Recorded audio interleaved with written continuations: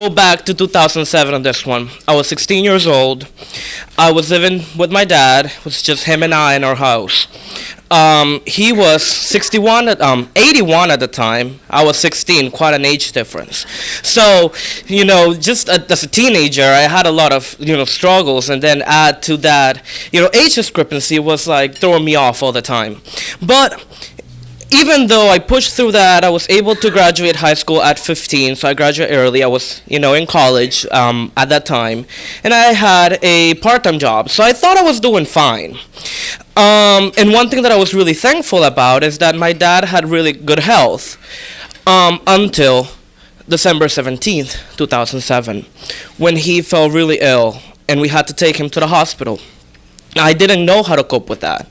I had no idea, how the hospital was, what's the procedure that I have to follow. Do I have to stay there? I had no idea. So when he was admitted, he told me, I just want you to do one thing. Please make sure you water my plants. He's a really, plant aficionado there his whole life. So I was like, sure, I'll do it. Don't worry about it. I can do this. So I went home. So because it was just him and I had the house for myself.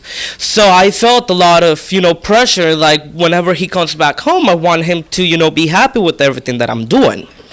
So, water the plants. So December 24th comes around, exactly a week later.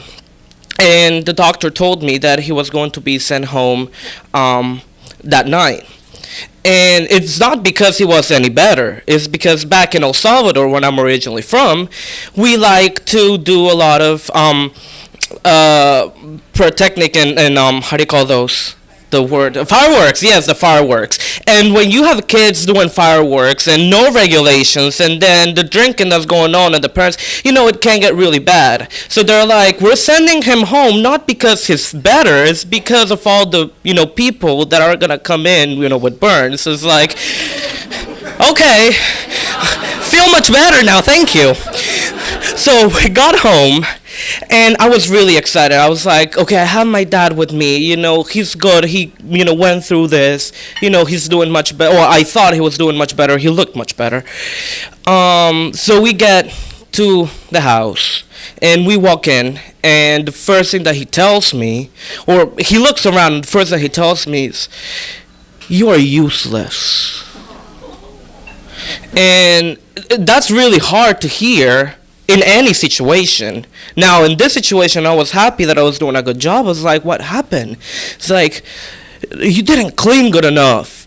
Some plants are underwater. Some plants are overwater. You are useless.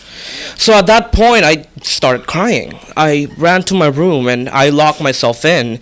This is Christmas Eve. So you're supposed to be happy with family and enjoying your time, and I was feeling useless.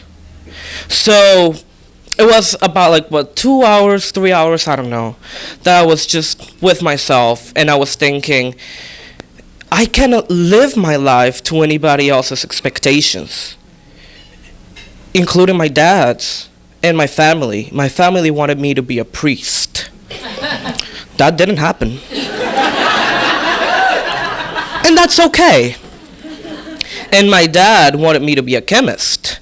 And I'm not saying it can't happen, but it's just I'm not really interested in that, and that's okay. And maybe my dad, or not maybe, I know that my dad wants me to marry a woman and have a family and raise them Catholic, and all those expectations that up to that point I was so afraid to admit that I'm not gonna be able to do that. So that was the night that I came out to myself, and I said, JP, it's okay if you're not a priest. It's okay if you're not a chemist. And it's definitely okay that you're gay. You just have to be happy with your decisions. Thank you.